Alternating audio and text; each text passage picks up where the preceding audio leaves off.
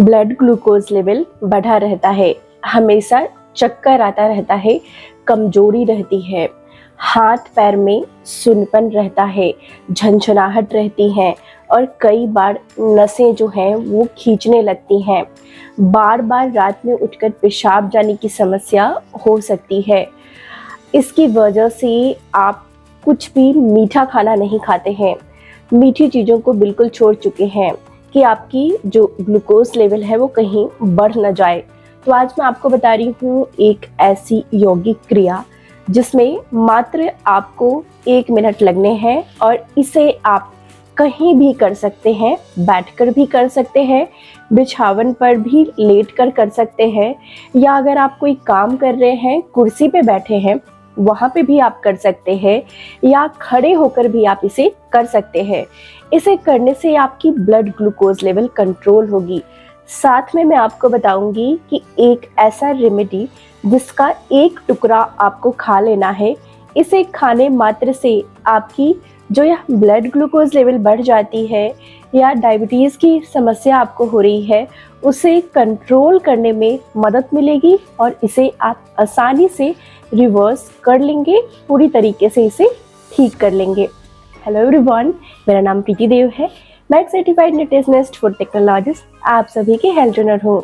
दोस्तों, मैं कई सालों से बहुत सारे जो है योगा की और बहुत सारे फिजियोथेरेपी से जुड़े हुए, बहुत सारे मुद्राओं से जुड़ी हुई और बहुत सारी न्यूट्रिशन साइंस और हेल्थ बेनिफिट से जुड़े हुए वीडियोस आप लोगों के लिए लेकर आती रहती हूँ, और जिससे कई सारे लोगों ने, लाखों ही लोगों ने फ़ायदा उठाया है। तो आज की वीडियो भी बहुत महत्वपूर्ण है, इसका फ़ायदा आप ज़रूर से उठाइए। तो चलिए जानते हैं आज की महत्वपूर्ण जानकारी को। सबसे पहले हम जानेंगे कि हमारे शरीर में जो ग्लूकोज लेवल बढ़ जाता है, यानी कि डायबिटीज़ की समस्या उत्पन्न हो जाती है, तो यह क्यों होती है, इसके पीछे क्या कारण होता है। हमें ऐसा लगता है या हम ऐसा सोच लेते हैं कि अगर हमारे परिवार में ये समस्या पहले से है, अगर हमारे बुजुर्गों को यह समस्या पहले से है, तो वो हमारे भी शरीर में आ ही जाएगी। लेकिन यह जो समस्या होती है, यह हमारे खान पान की वजह से होती है। हर घर का खान पान का तरीका अलग होता है। इस खान पान की गड़बड़ी की वजह से हमारे शरीर में ब्लड ग्लूकोज लेवल बढ़ते या घटते हैं। आइए हम इसे थोड़ा विस्तार से समझते हैं। जब भी हम कोई खाना खाते हैं तो हमारे शरीर में उसकी पाचन होती है। पाचन के लिए कुछ हार्मोन्स की आवश्यकता होती है। तो हमारे शरीर में पेनक्रियाज होते हैं। पेनक्रियाज में 2 हार्मोन निकलते हैं, यानी कि रिलीज होते हैं।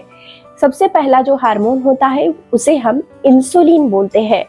दूसरा जो हार्मोन होता है उसे हम ग्लाइकोजेन बोलते हैं।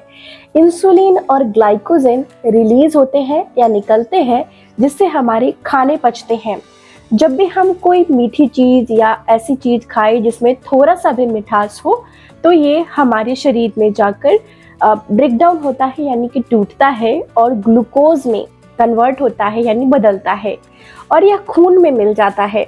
ज़्यादा मीठी चीज़ें खाने की वजह से खून में ज़्यादा मिठास हो जाती है, तब हमारे शरीर से इंसुलिन निकलती है, यानी कि पेनक्रियाज इंसुलिन को निकालता है, और इंसुलिन क्या करता है, खून की मिठास को बैलेंस कर देता है, न्यूट्रलाइज कर देता है, जिससे खून न ज़्यादा मीठा होता है न ज़्यादा कड़वा होता है।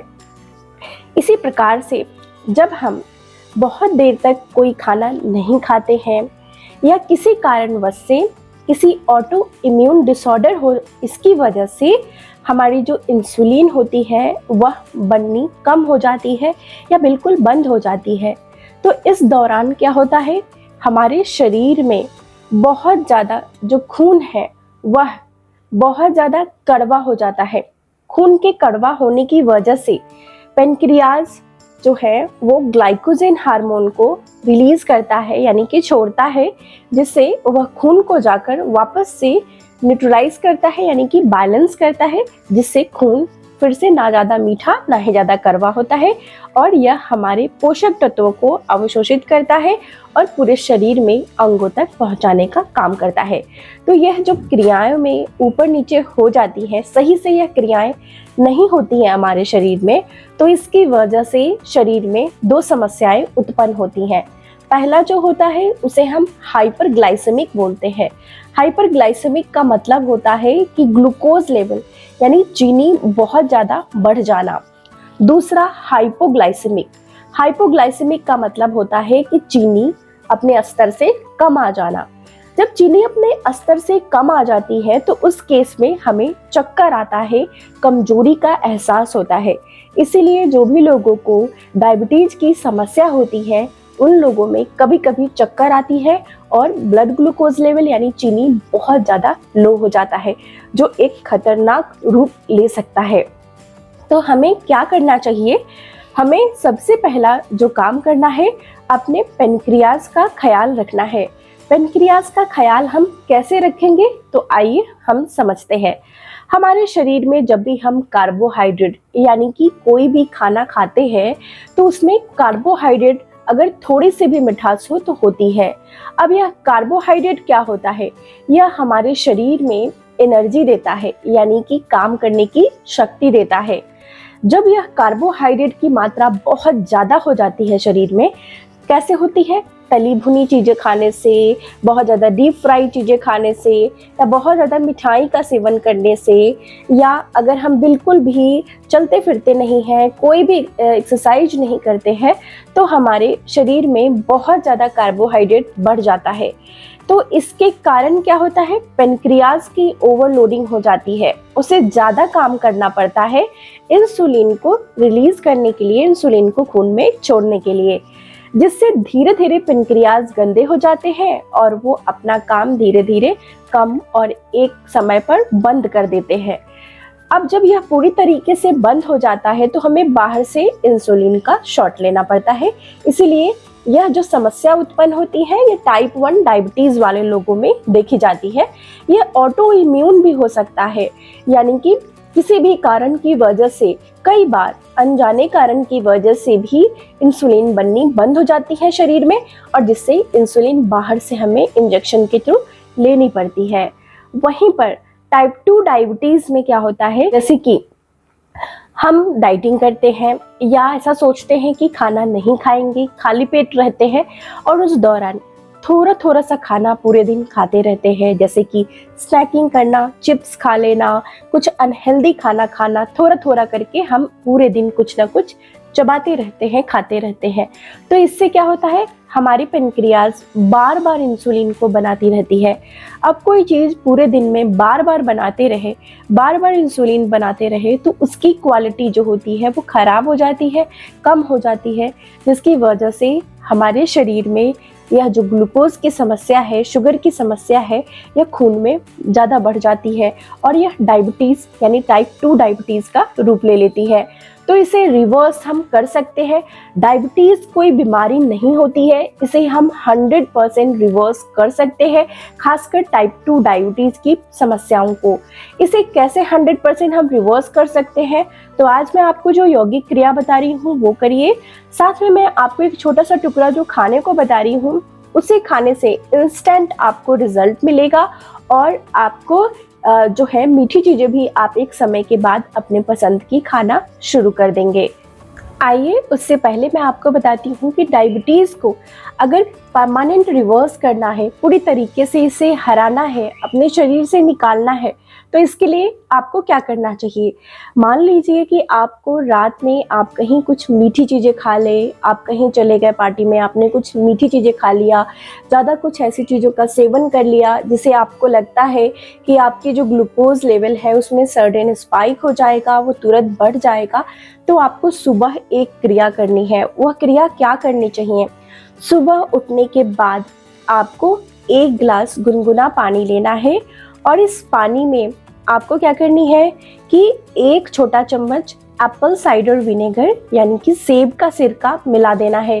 सेब का सिरका मिलाकर इस गुनगुने पानी को आपको पी लेना है और उसके बाद आपको तुरंत रोटी या चावल नहीं खानी है, कुछ ऐसे ब्रेकफास्ट नहीं करने हैं, पोहा, ब्रेड, बिस्किट, जो इस तरह की चीज़ें होती हैं वैसे चीज़ों का नाश्ता नहीं करना है।